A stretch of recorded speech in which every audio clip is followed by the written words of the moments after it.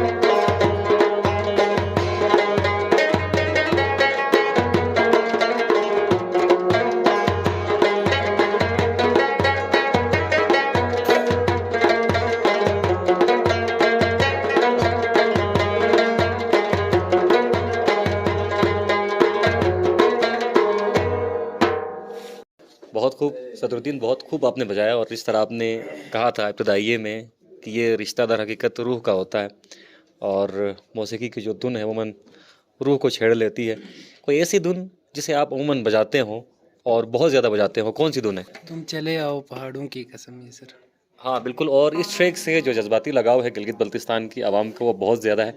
ख़ास तौर पर फ़ख्र पाकिस्तान और पहाड़ों के बेटे अली सतपारा की केटू पर मुहिम जोई के दौरान इस कलाम को बहुत ज़्यादा पढ़ा गया और वो ख़ुद भी इस कलाम को बहुत ज़्यादा सुनते थे और गाते थे।